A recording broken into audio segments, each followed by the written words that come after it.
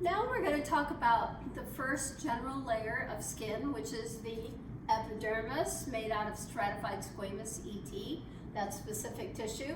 And basically the epidermis there's two kinds. There's either thick skin or thin skin epidermis. So if it's thin skin, there's going to be four specific layers in there. And if it's thick skin, there's going to be 5 specific layers, all right? You do get a new epidermis every 4 to 6 weeks from ages 18 to 60. After age 60, then basically it slows down. And as you get older, after age 70 to 80, your epidermis is going to thin. And so become much thinner than usual. So does the dermis and the hypodermis. But anyway, let's go look at the picture now. And let's look at a combination picture with thick and thin skin. And so now let's go over the layers first. So the first thing I have here is the basement membrane that's going to go up and down, up and down. And you know the basement membrane adheres the epidermis to the dermis right down here. And so I have the dermis, the loose CT in here with the capillaries right there. And so the epidermis and the dermis dovetail like this. They're going to dovetail. And so wherever the epidermis comes down right here, we call this area an epidermal papillae. Epidermal papillae is like the valley right here. And then the up part of the basement membrane, where the dermis goes up, the loose CT comes up like that.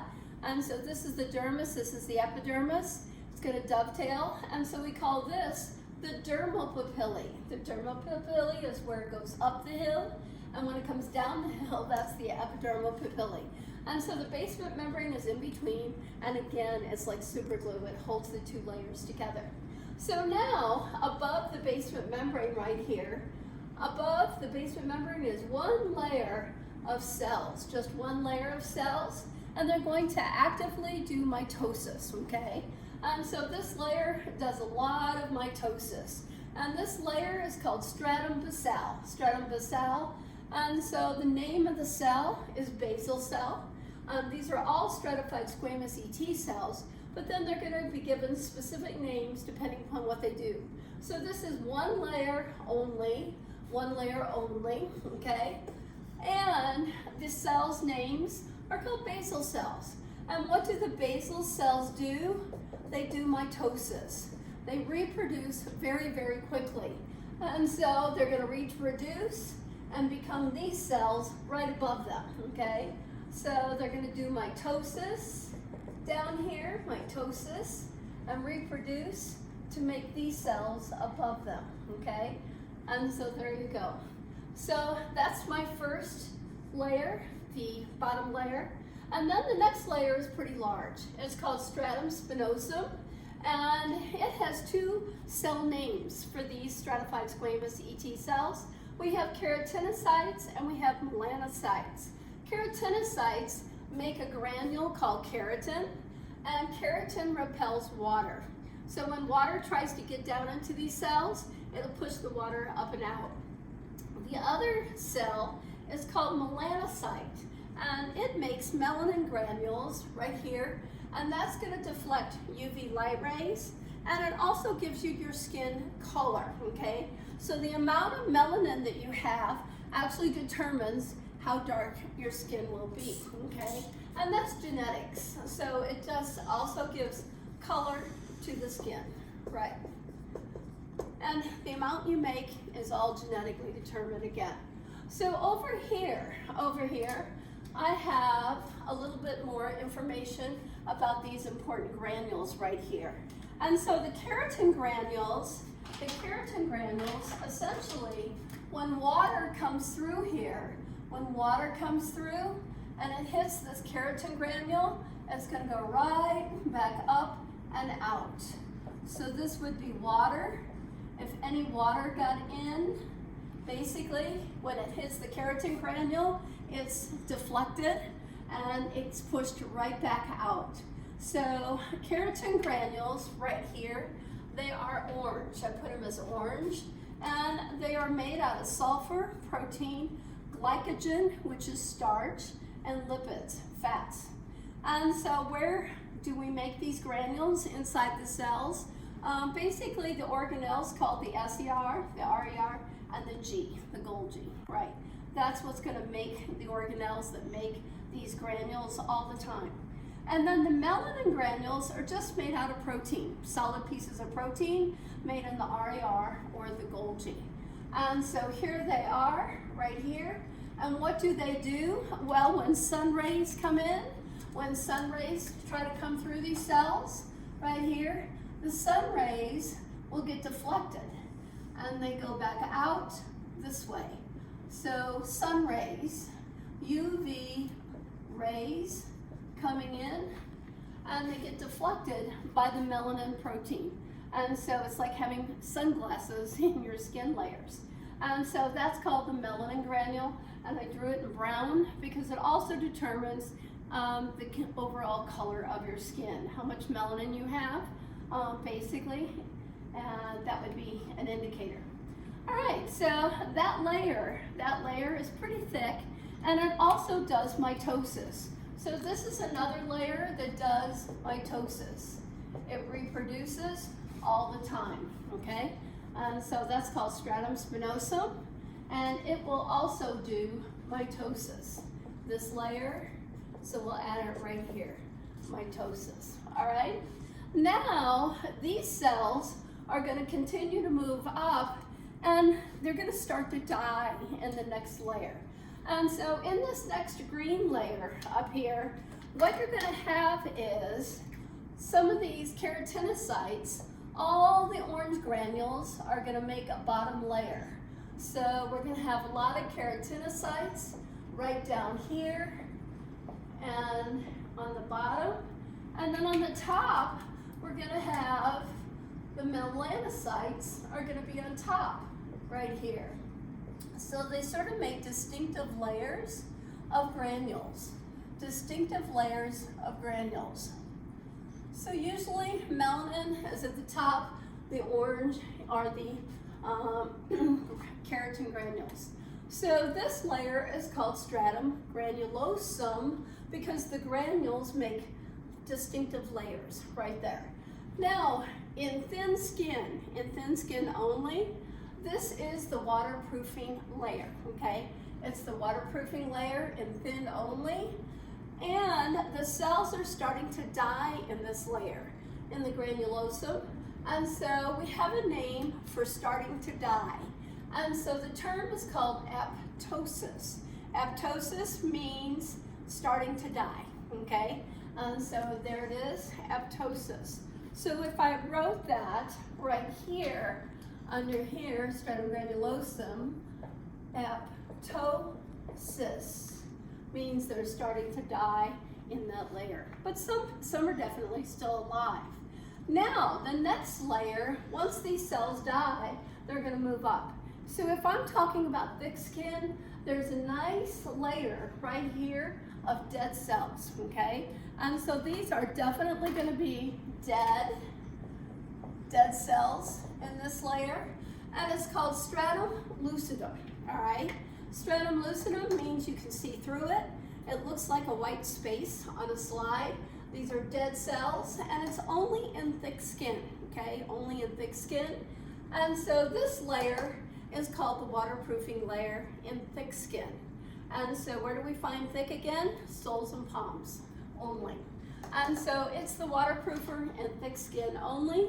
And so then, if you don't have this layer, then the top layer is called stratum corneum. Stratum corneum. And stratum corneum is also a dead layer, okay? It's a dead layer also. And in thin skin, you can actually see the cells flaking off. You can actually see the cell membranes flaking off.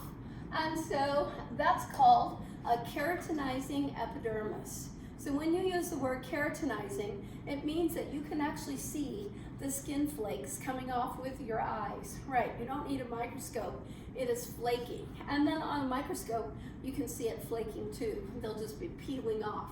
So anytime you use the word keratinizing, it doesn't refer to the keratin granules. It refers to being able to see flakes dead skin cell flakes right here. So these are the cell membranes that you're seeing that are flaking off, and so that's in the stratum corneum. So the stratum corneum is the outside layer in both thick and thin skin, and that's what you're seeing right here, okay? And so it's a dead layer. How many layers are actually in there? Oh, anywhere from 30 to 100 plus dead skin layers can be there. And so it's very protective from the environment, right? So those are our layers in thick and thin skin right here.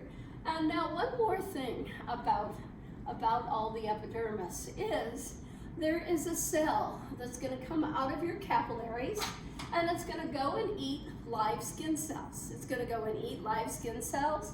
And so I think I'll make it, let's just make it a black one right here. And so I'm going to put it in the capillary and make it sort of wavy like this. There it is. And this cell is called a monocyte. A monocyte. And it is actually a white blood cell. It's a white blood cell, WBC. And it does phagocytosis. It likes to eat things. It can eat any live cell or dead cell in the body. And so it does phagocytosis.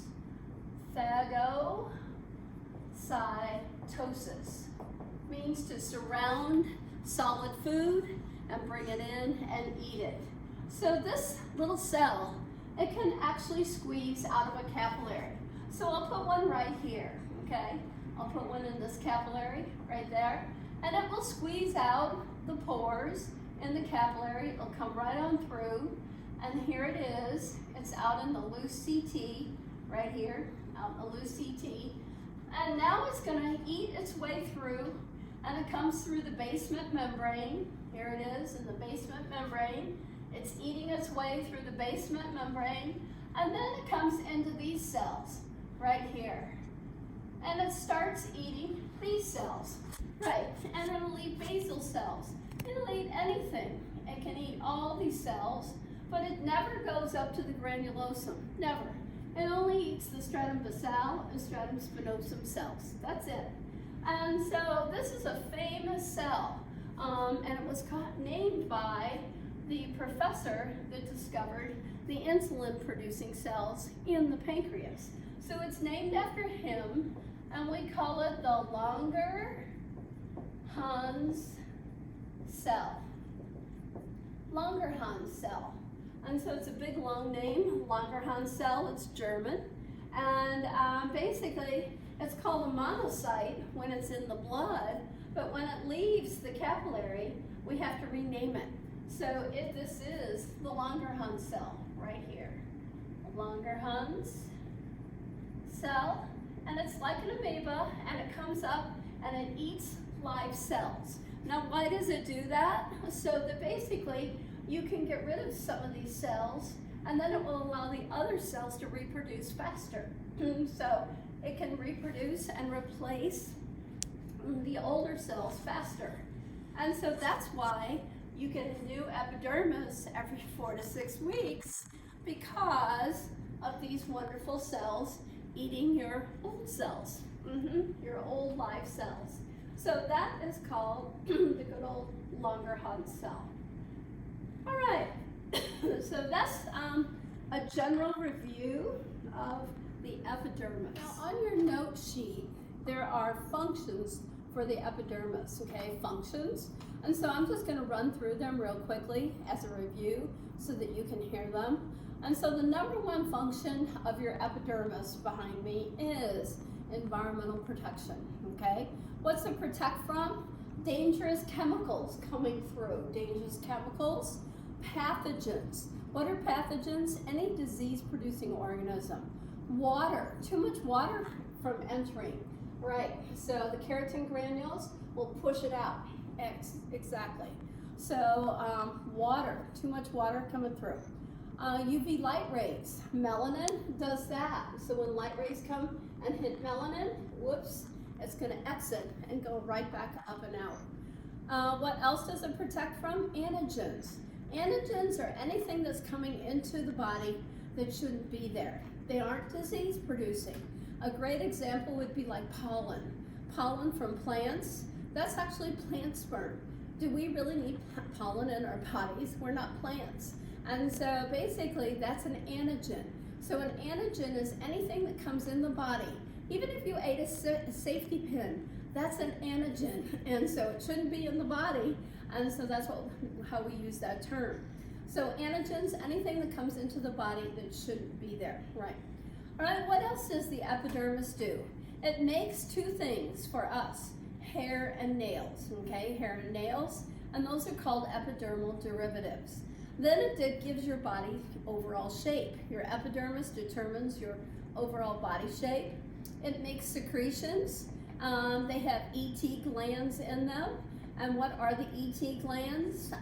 They're sweat glands, oil glands, tears, milk, saliva, and cerumen, which is wax. Those are all the types of secretions it makes from these simple cube ET cell glands. And then it makes provitamin D hormone. And so provitamin D hormone is from sunlight. So everybody should get at least 15 minutes of sunlight a day, because then your epidermal cells down here, the basal and the spinosum, they will make this hormone, and then it will go into your capillary, the hormone, and then that goes to basically your small intestine, and it tells you to absorb calcium from your food. So that's why sunlight's important for this D factor. And so why do you need calcium in your small intestine to absorb it? Calcium is not only necessary to make muscles contract, but also to release hormones in the body. You have to have a certain level of calcium to get a lot of hormones to be secreted. Then another hormone that's made is called EGF, epidermal growth factor hormone, and it's made in the stratum spinosum, right in here. It can also be made in the stratum basal, okay? And what does it do? It makes it in these cells, and then it speeds up mitosis. It speeds up mitosis, and so both of these layers can make this hormone to speed up how fast they're reproducing. Then white blood cells, monocytes right here, are going to leave the capillary, go up into the epidermis, and they are going to eat live cells, and therefore then you get a new epidermis every 4 to 6 weeks. So what do we call these cells? The famous Langerhans cells. Langerhans cells are the names for those cells. Then what else do we use the epidermis for? Clinical diagnosis. And so what do we look for in terms of clinical diagnosis? Well, basically, we can tell a lot by looking at the epidermis based on what hormones you're making and how they're influencing your skin. We can also look to see if you've got parasites in your epidermis, okay? Any kind of parasite. We can look for nutritional problems in your epidermis, right? We can analyze it for that. And then your skin color, overall skin color. Basically, if your skin looks really red, it could be due to a fever, a rash, hypertension, which is high blood pressure, or allergy responses, allergic reactions. Then if your skin is real pale looking for you, very pale, it means low oxygen, could mean you're anemic, or frostbite, right? Or you just have poor circulation, blood doesn't flow very quickly. Then if your skin looks sort of yellowy or greenish yellow, then it means you've got liver malfunctions, you're jaundiced, okay?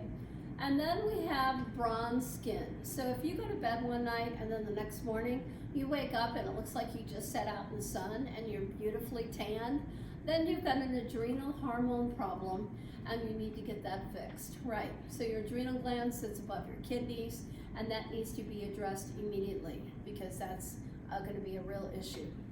All right, so those are the main functions for the epidermis, and then we'll be going on now and we're going to draw a hair and a nail so that you can see how we use the layers of thin skin to make your hair and your nails. Our first epidermal derivative, that means made out of the epidermis layers of thin skin, will be nails. We're going to talk about finger and toenails that are made exactly alike out of the 4 thin skin layers. So in your lab book on page 93, there is a picture of a fingernail.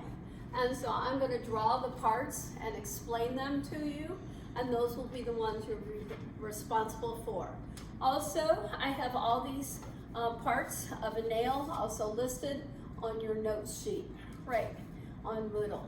All right, so now before I talk about nails and hairs, first of all, the same things affect the growth rate for nails and hairs.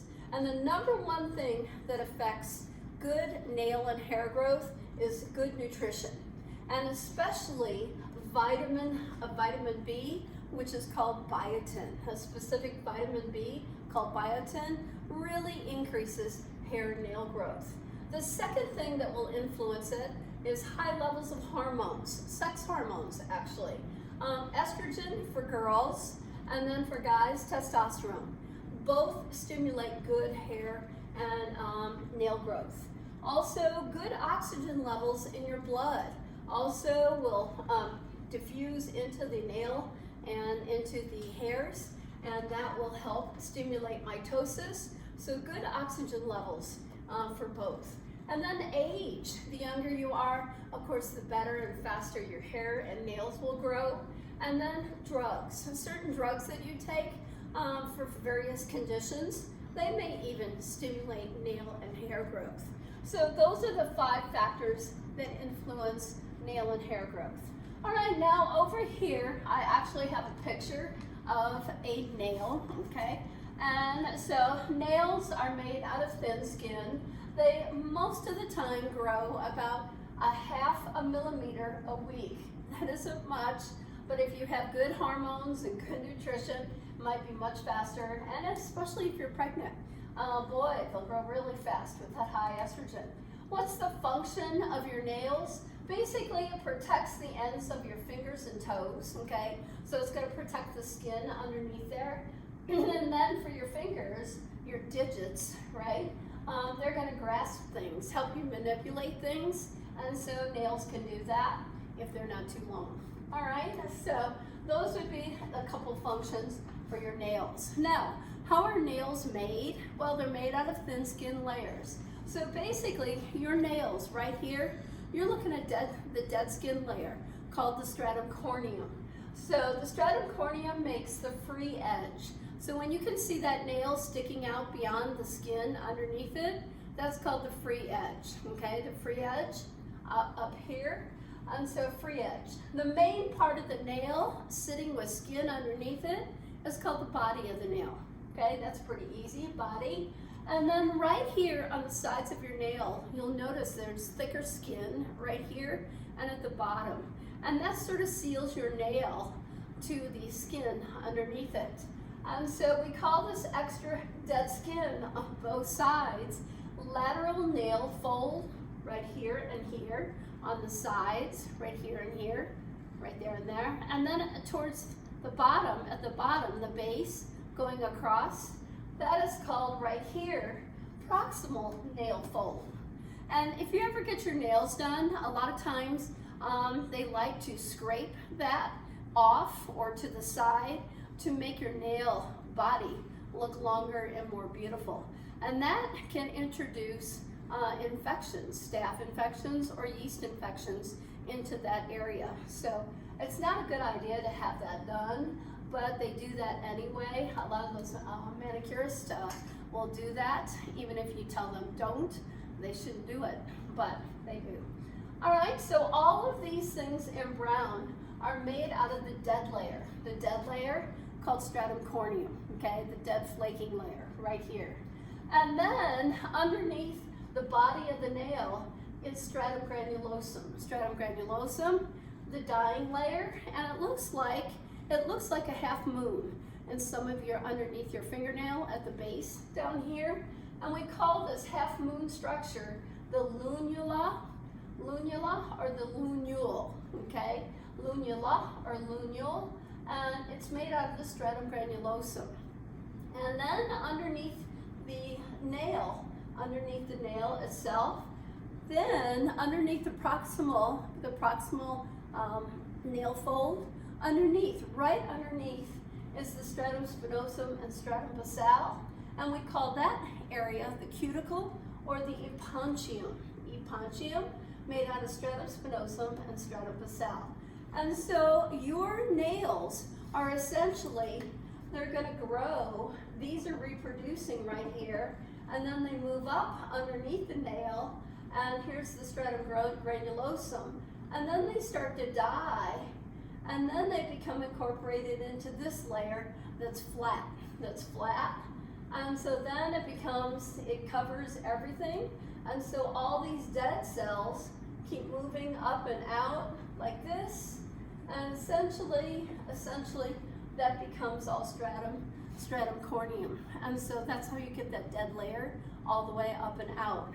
So the length to your nail is actually produced by your cuticle right here as they reproduce and they keep moving up. And so if you have good hormones, if you have good nutrition, these cells will reproduce faster, and man, they stack and then they die faster, and that's how your nail gets longer. Isn't that amazing? And so that is the basics behind nail anatomy and physiology. Now we're going to talk about hairs. And all your hairs are made out of thin skin, the 4 layers, specific layers. They grow in 3-month cycles, all right? 2 millimeters per week about, which means about 10 millimeters or ½ an inch a month. Of course, nutrition, vitamins, oxygen, hormones, all that affects it. And what's the functions, general functions for your body hair? Traps heat, okay? Protects the scalp, protects your eyes, your eyelashes and eyebrows. You have nose and ear canal hairs that are basically going to trap dirt and antigens, any foreign material. And so when you do have some hair loss, what are the major things that cause hair loss? Alopecia, which is a genetic problem. Sun, a lot of sun exposure will cause hair loss. Abrasion from tight hats and clothes. Chemo drugs and low estrogen and testosterone will cause hair loss. All right, basic hair colors. Black and brown hair is high melanin, okay, very high melanin. And your redheads and your blondes, natural blondes, they have high sulfur and iron in their cells, okay? And so that's a little bit different. They do have melanin, but low levels, right? You'll also notice that a lot of redheads and a lot of blondes at the roots, they will definitely have a dark color right there because the stratum granulosum still has a high concentration of melanin, and then the granulosum gets less and less, and so it's more sulfur and iron in those cells. And then gray and white hair is basically due to low melanin, okay? All right, and so over here, we have 3 basic kinds of hairs on our body. And so fetal hair is called lanugo hair. Lanugo, all fetal hair. And that will basically drop off after the baby's born. A lot of it, sometimes not a lot of it, but it just depends. Vellus hair is the little white peach fuzz. The little white hairs that you can see, they are short, they are colorless, and we call them like peach fuzz, right? And so they trap a lot of body heat for us. So the peach fuzz, vellus hairs. And then here, these are the easy hairs to see. And so these are called terminal hairs, and they're thicker. They have a thicker shaft, they have color to them, and they are longer, okay?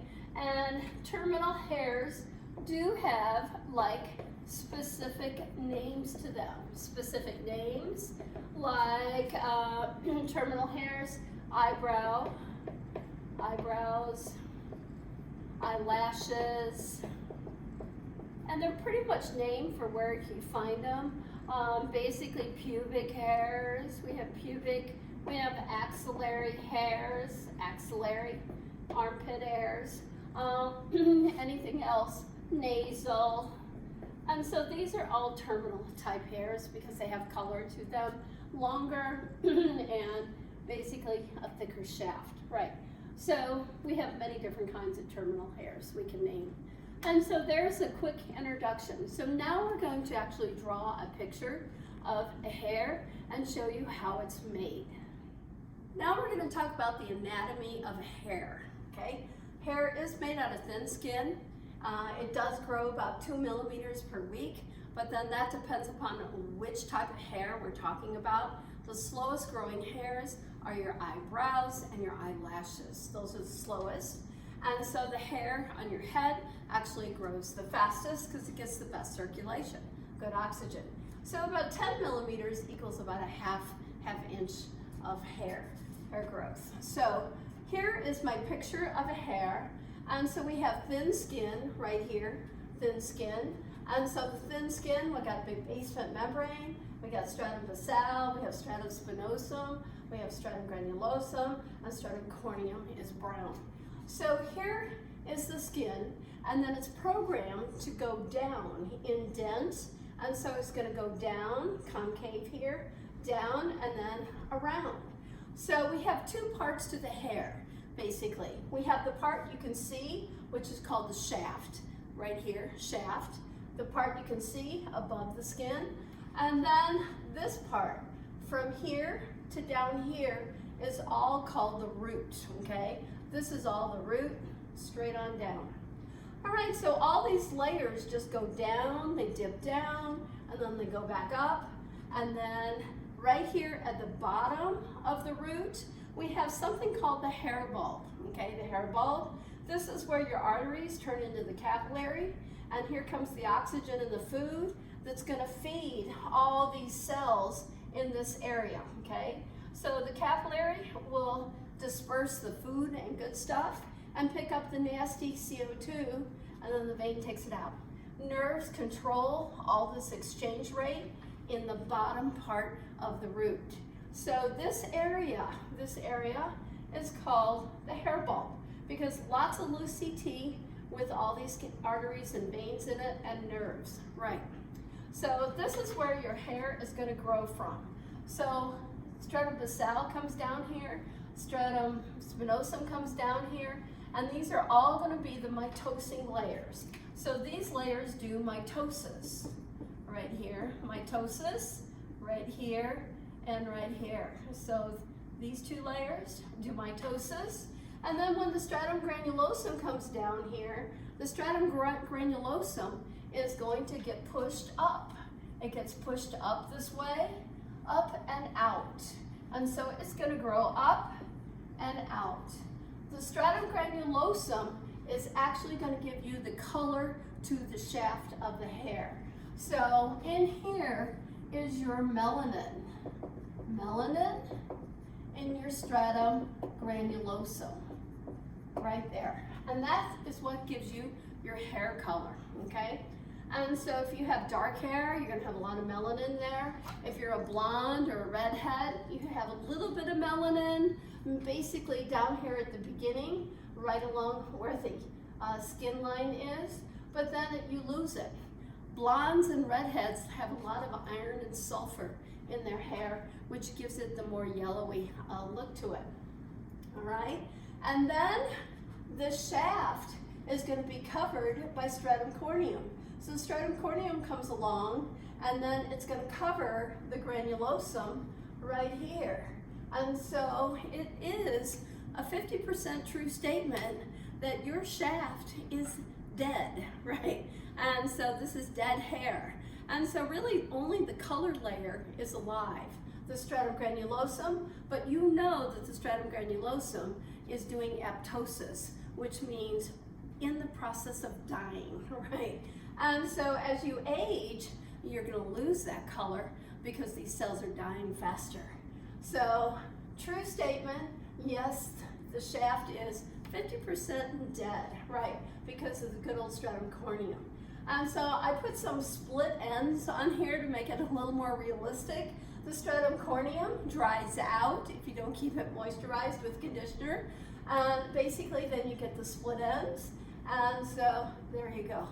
That's the stratum corneum. All right, so now this area again is called the hair bulb. The hair follicle means the stratum basale and the stratum spinosum cells that are undergoing mitosis. So these are the actively reproducing cells.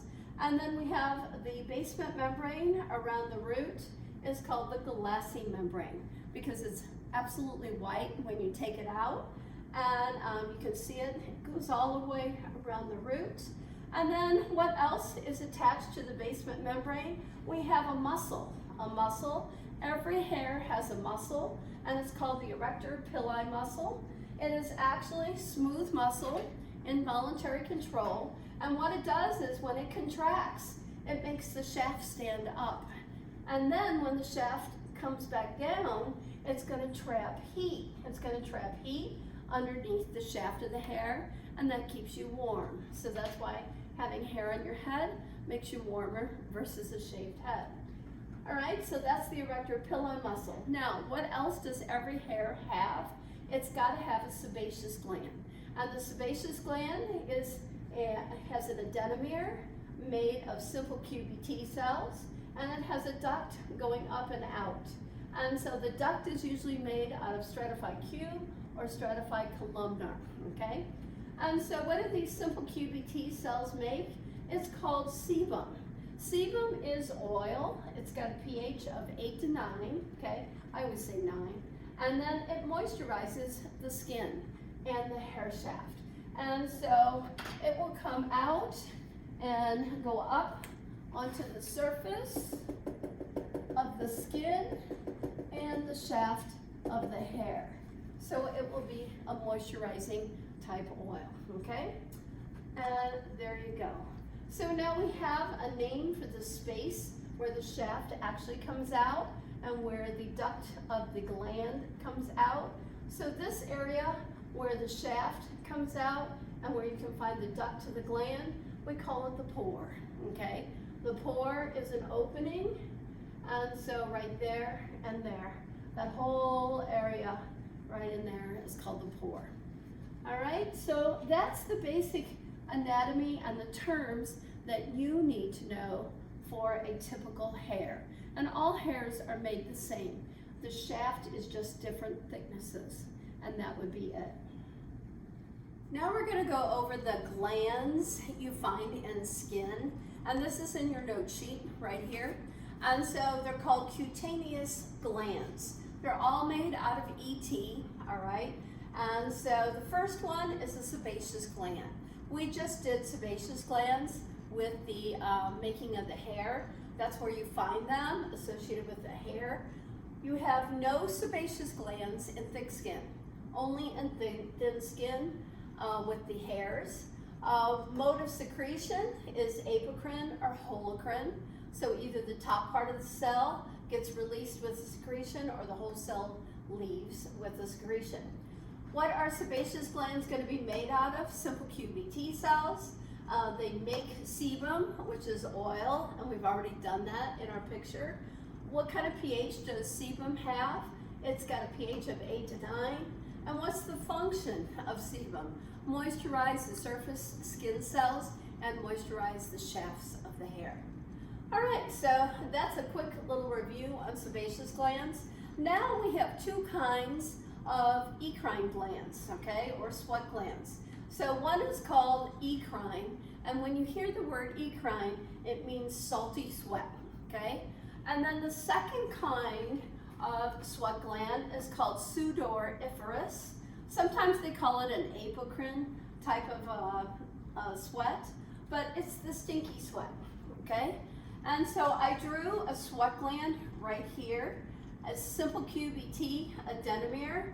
The ducts are just like the same as associated with sebaceous. Stratified cube or stratified columnar ET makes the ducts. And so the cells are going to make the sweat. So what kind of sweat comes out of eccrine glands? Since it's called salty, it's got to be made out of water, sodium chloride, which is table salt, and urea, which is a form of urine, right? A compound found in urine. So it's a waste product from metabolism, essentially. So salty sweat has a pH of 4 to 6, so it's acidic. And what does this kind of sweat do for the body? It cools it. It releases body heat and keeps us cool. and it also lubricates the skin. So it's very good for moisturizing the skin. We do make something called invisible sweat. Invisible sweat, we make 500 cc's a day. You can't see it unless you were using some kind of film to record the sweat coming off your body. But basically, the sweat that we see is diaphoretic, right? So diaphoresis means to see sweat on the surface of the skin. All right, so what kind of mode of secretion does the eccrine gland have? Basically merocrine. Merocrine means nothing leaves the cell but the secretion right there. The red would be the salty sweat, and then it just goes through the cell membrane into the lumen, and then it gets moved up the duct and out to the surface of the skin. And then our last kind of sweat gland is called sudoriferous, okay, sudoriferous.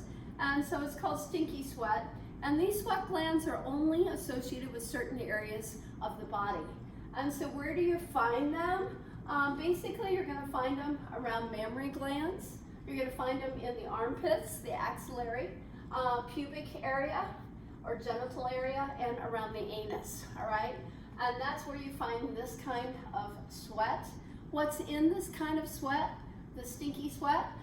Basically water, salt, which is sodium chloride again, urea, the waste product, fat and protein, and it has a pH of 8 to 9. I always say 9 because it's like mucus. And so basically, that way you can remember the pH easier. So about a 9 pH. And so when you have a high pH, that's going to attract more bacteria. And that's what the problem is, and with calling it stinky sweat. This kind of sweat attracts bacteria, and then the bacteria eats the sweat, and then it produces a smelly odor after a while. So basically, that's where we get the term stinky from, because of the bacteria being attracted to all those wonderful things to eat right there. What mode of secretion? What kind of mode of secretion? Apocrine or holocrine. And so essentially, either the top half of the cell is going to be released, that's apo, or else the whole cell is going to be released with the sweat, and that's holocrine, okay? And we did that earlier when we did ET glands. So those are the 3 cutaneous glands. Cutaneous means related to the skin specifically, and they're made out of ET, simple QBT, in the adenomeres. All right, so now we are truly done with everything associated with the epithelial tissue in skin.